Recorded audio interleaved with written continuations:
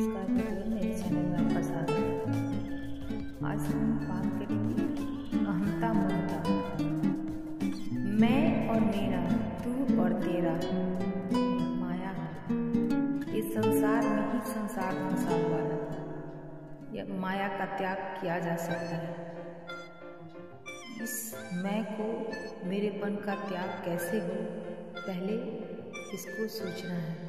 इस शरीर के जन्म से पहले मैं नहीं था, मैं जन्म के बाद आया। शरीर के नाश होने पर मैंपन नहीं रहेगा, बीच में ही मैंपन पैदा हुआ। उसी प्रकार बोरे में पड़े आटे को और कनस्तर में पड़े घी को कोई मैं नहीं कहता, पर जब वह पेट में चला गया तो वह भी मैं हो गया। इसी प्रकार जब हाथ या पैर सड़ जाए तो डॉक्टर उसे काट कर फेंक देते हैं, उस मैं को फेंक देते हैं। ऐसे ही मर जाने के बाद शरीर यहीं पड़ा रह जाता है और जला देते हैं, जरा भी दया नहीं आती। अगर शरीर मैं होता तो या तो शरीर को भी अपने साथ ले जाते अथवा शरीर के साथ हम भी रहते, परंतु ऐसा नहीं होता। शरीर चला जाता है और शरीर यहीं पड़ा रह जाता है। यह इसलिए है कि इस शरीर में मैंपन माना हुआ है और संसार में मेरापन माना हुआ है, और इस मैंपन को बदल देते हैं। गृहस्थ आश्रम में रहते हैं तो कहते हैं मैं गृहस्थी हूँ, परंतु साधु बन जाते हैं तो कहते हैं मैं साधु हूँ।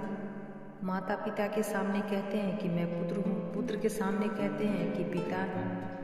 इसी प्रकार भाई के सामने कहते हैं कि मैं भाई हूँ, पत्नी के सामने कहते हो कि मैं पति हूँ। तो अगर आपसे कोई पूछे कि आप सच बताओ कि तुम पुत्र हो या पिता हो या पति हो, तो इसका उत्तर है कि आप स्वयं पुत्र, पिता, भाई, पति कुछ नहीं हो। पुत्र, पिता, भाई, पति आदि दूसरों के सामने हो, दूसरों की अपेक्षा से बने हुए हो।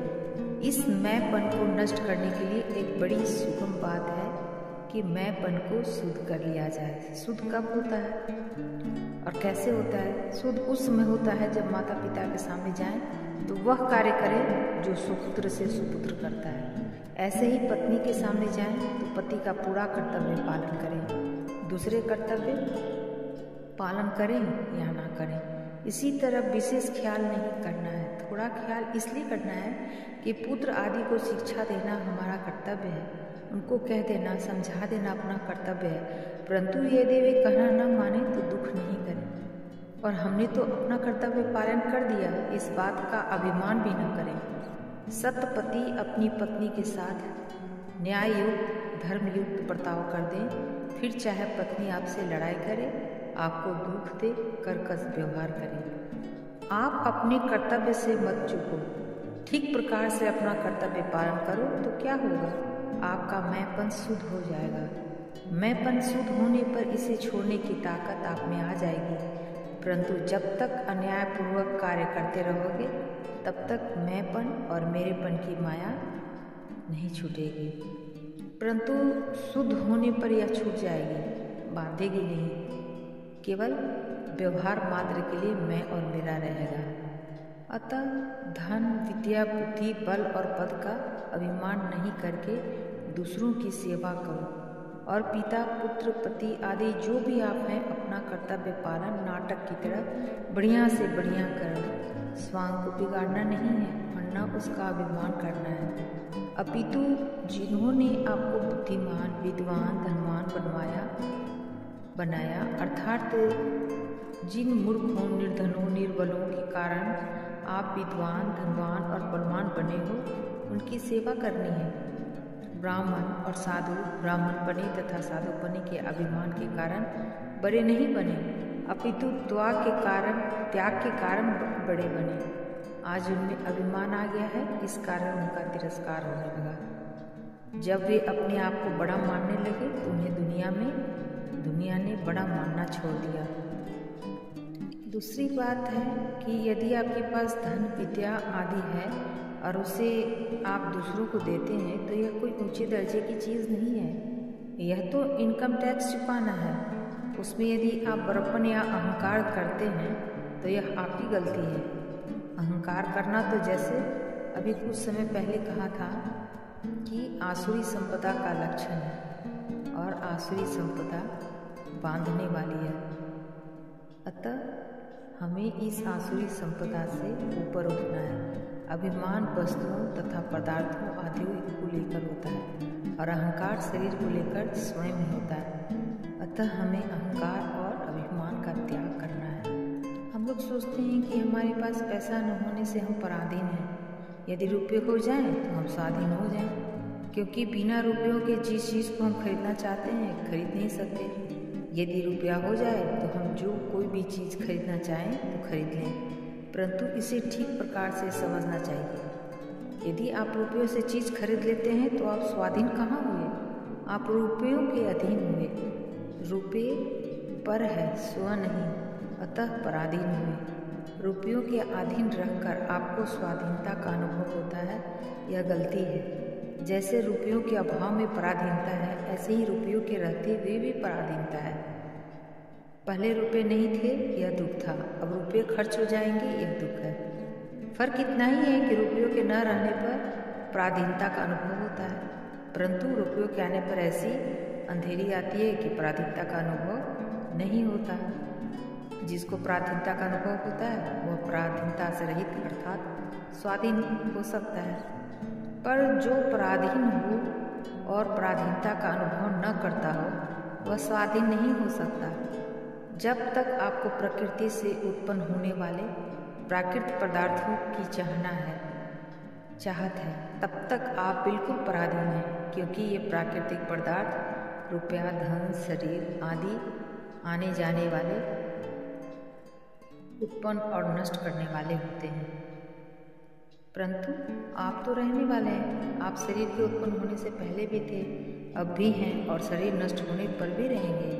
यदि आप शरीर, इंद्रियों, अंतःकरण आदि के अधीन नहीं होंगे तभी आप स्वाधीन होंगे। इनके अधीन होना तो पराधीन होना है। यह शरीर अपना इस बात में है कि इससे आपको जो लाभ लेना हो ले लो। इससे अपना उद्धार, अपना कल्याण कर सकते हो। उद्धार होगा शरीर की अहंता ममता के त्याग से। संसार की सभी वस्तुएं केवल त्याग के लिए, दूसरों की सेवा के लिए मिली हैं, अपने लिए नहीं। अगर इस बात को मान लें तो महान शांति मिलेगी। ऐसा मानने से मरने का भय मिट जाएगा और तृष्णा तथा कामना मिट जाएगी। कामना के मिटने पर दरिद्रता सर्वथा मिट जाएगी, परंतु इन चीज़ों को लेते रहने से दरिद्रता बढ़ेगी। जिस दिन पदार्थों की गुलामी भीतर से निकल जाएगी और यह वहम मिट जाएगा कि आदमी रुपयों से बड़े बनते हैं, उस दिन लाखों करोड़ों रुपये रहने पर भी आप स्वतंत्र हैं और एक कौड़ी न रहने पर भी आप स्वतंत्र हैं। परंतु जब तक तृष्णा है तब तक आपके पास रुपये हैं तो भी आप दरिद्र हैं, और रुपये न हों तो भी आप दरिद्र हैं। ये सब फल है। इसी प्रकार के रहते हुए भी पराये बल से आप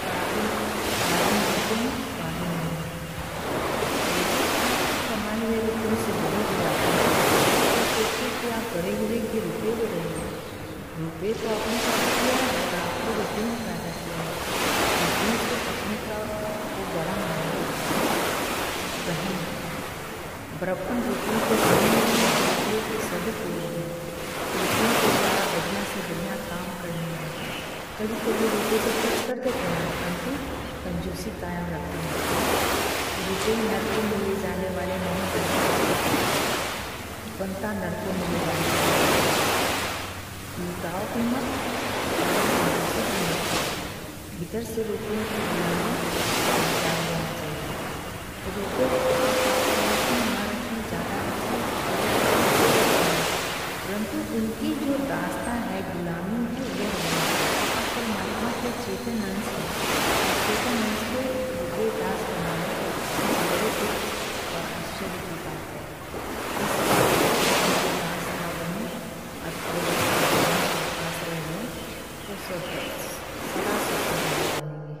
मनुष्य के भीतर इच्छा होती है। उस इच्छा के दो भाग होते हैं, एक होती है कामना यानी कि इच्छा और एक होती है आवश्यकता।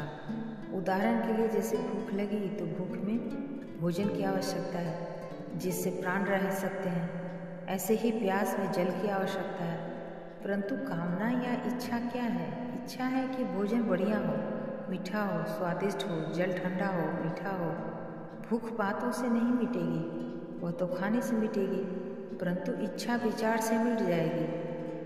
जैसे अमुक वस्तु स्वादिष्ट है पर कुपथ्य है, अतः नहीं खाएंगे क्योंकि इससे रोग बढ़ सकता है।